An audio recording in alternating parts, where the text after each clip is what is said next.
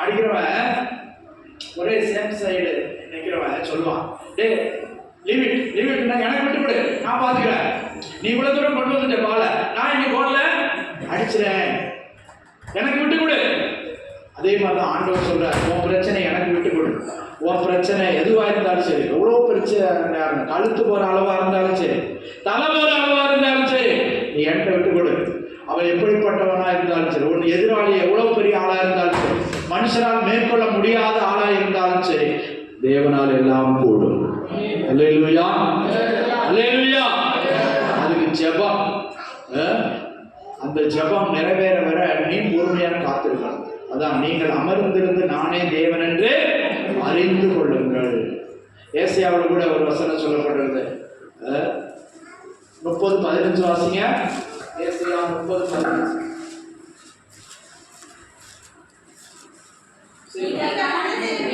நீங்கள் மனம் திரும்பி அமர்ந்திருந்தால் ரட்சிக்கப்படுவீர்கள்.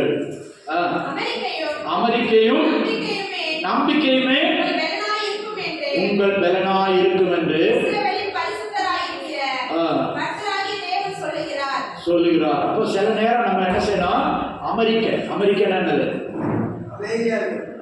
அமெரிக்கா இல்ல, அமெரிக்கைனா அமைதியா இருக்கணும், மௌனமா இருக்கணும், எதிர் பேசாம இருக்கணும், குவைட்டா இருக்கணும், ஆண்டவர் சமூகத்தில் அமர்ந்து இருக்கணும். அதான் அங்க என்ன வாஸ்தவம், 46:10, நீங்கள் அமர்ந்திருந்து நானே தேவன் என்று அறிந்து கொள்ளுங்கள்.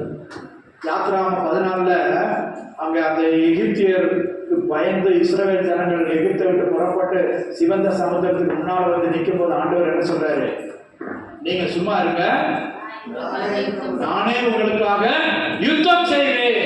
அல்லேலூயா. இன்றைக்கு நடக்க போகிற ரட்சிப்பை நீங்கள் பாருங்கள் என்று சொல்கிறார். அல்லேலூயா. இதே போல நம்முடைய பிரச்சனை ஜெபித்து, நல்லா உள்ள உடைந்து ஜெபித்து, கண்ணீரோடு ஜெபித்து ஆண்டவர் கையில் ஒப்பு கொடுக்கணும். எந்த பிரச்சனையா இருந்தாலும் கர்த்தர் பரிகரிப்பார். அல்லேலூயா, அல்லேலூயா. அதான், நம் தேவனால் கூடாதது ஒன்றுமில்லை, மனுஷரால் கூடாது, நம்மால் முடியாதது நம்முடைய தேவனால் கூடும். ஆனா நீங்க பல நேரம் விட்டு கொடுக்கறது இல்லை. இப்படி ஆயிப்போச்சு, எப்படி ஆயிப்போச்சுன்னு சொல்லி இந்த மீனை தூண்டில இருந்து பிடிச்சு தரையில் போட்டா எப்படி சொல்லும், அது அடிச்சுட்டு எந்த பிரச்சனை இருக்குதா, வெளியே வந்தாச்சு. கர்த்தருக்கு ஸ்தோத்திரம். நம்ம கடந்து தூண்டுறோம், நம்ம கடந்து படைக்கிறோம், பல போராட்டம் பண்றோம். அவரை பார்த்தா சரியாயிருமா, இவரை பார்த்தா சரியாயிருமா, அவங்க எனக்காக சப்போர்ட் பண்ணுவாங்க, எனக்காக பேசுவாங்களா. அல்லேலூயா.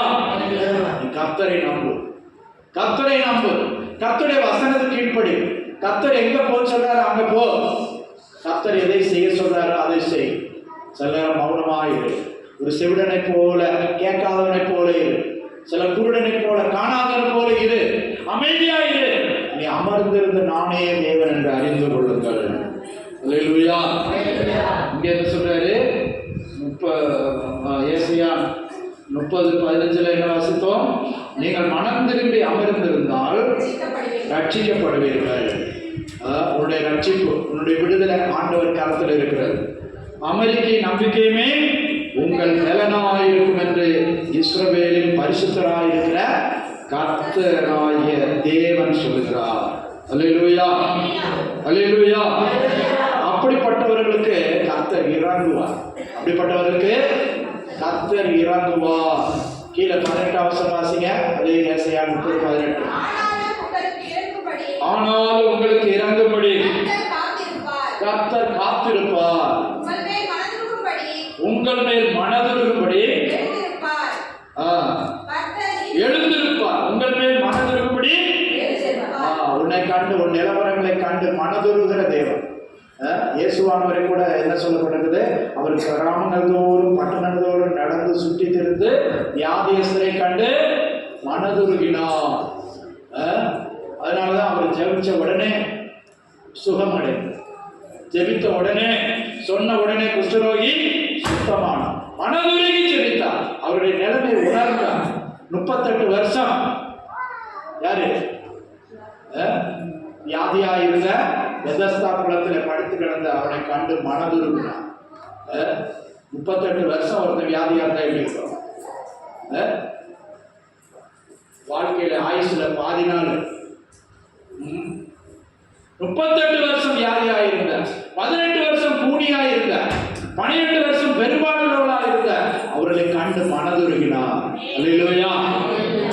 உன் காரியத்தை ஆண்டவரிடத்தில் சொல்லு. உன்னை கண்டு ஆண்டவர் மனதுருகிறார். உன் குடும்பத்தை கண்டு, உன் நிலைமை கண்டு, உன் பிரச்சனைகளை கண்டு, உன் சோதனை கண்டு, உன் தேவைகளை கண்டு, உன் இயலாமை கண்டு நம்முடைய தேவன் பார்த்து ரசிக்கிறவர் அல்ல, அவர் மனதுருக்கம் உள்ள தேவன். அவர்களை திரும்ப கொண்டு வந்து தன்னுடைய ஸ்தானத்தில் நாட்டுகிற தேவன், கட்டுகிற தேவன், நிலைநிறுத்துகிற தேவன், உயர்த்துகிற தேவன். அல்லேலூயா, அல்லேலூயா, அல்லேலூயா. அப்போ அவருடைய வசனத்துக்கு கீழ்ப்படிந்தால் போதும். அவருடைய வார்த்தைக்கு நீ செவி கொடுத்து அதன்படி செய்ய உன் மனதை பக்குவப்படுத்து. அல்லேலூயா.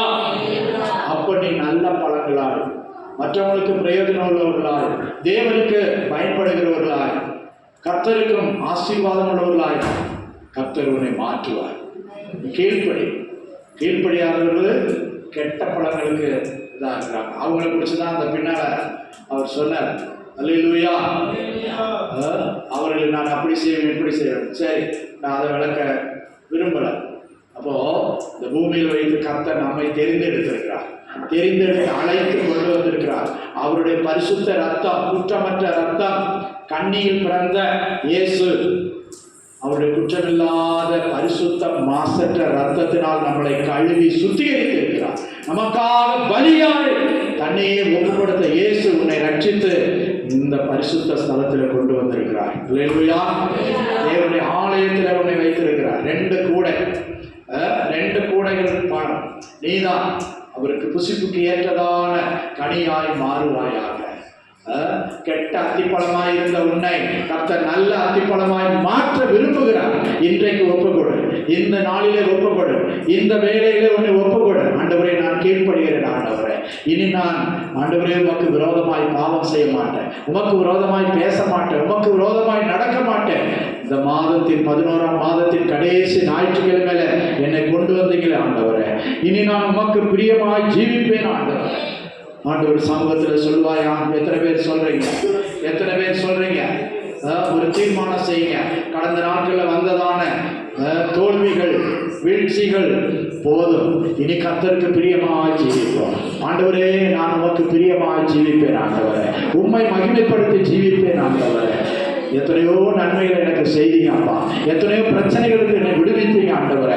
எத்தனையோ கட்டுகளுக்கு என்னை விடுவித்தீங்க ஆண்டவரே. இனி நான் உங்களுடைய நாம மகிமைக்காய் என் ஆயுசு நாட்களை ஒப்புக் கொடுக்கிறேன் ஆண்டவரே. என் ஆயுசு நாட்களை ஒப்புக் கொடுக்கிறேன் ஆண்டவரே. நன்மை செய்தவருக்கு நன்றியாய் சாட்சியாய் ஜீவிப்போம். கர்த்தரை மறந்து விடாதீங்க. கர்த்தருக்கு விரோதமாய் பாவம் செய்யாத, கர்த்தருக்கு விரோதமாய் பேசாத, கர்த்தருக்கு விரோதமாய் நடக்காத. ஹல்லேலூயா, ஹல்லேலூயா, ஹல்லேலூயா. அவர் உண்மையில் அன்புள்ள தேவன், உண்மையில் மனதுருக்கமுள்ள தேவன், உன்னை நேசிக்கிறவர். இன்று உன்னை நேசிக்கிறார். அவர் உன்னை வெறுத்து விடவில்லை, உன்னை கைவிடவில்லை. அவர் சொல்லுகிறார், உன்னை நாட்டுவேன், உன்னை நிலைநிறுத்துவேன், உன்னை பாதுகாப்பேன். ஹல்லேலூயா. நீ நல்ல பழங்கள் உள்ள அத்திப்பழ கூடையாய் மாறுவாயாக. ஹல்லேலூயா, ஹல்லேலூயா. உமக்கு வேண்டாத காரியங்களை என்னை விட்டு எடுத்து போடுங்க ஆண்டவரே. உமக்கு பிரியமில்லாத காரியங்களை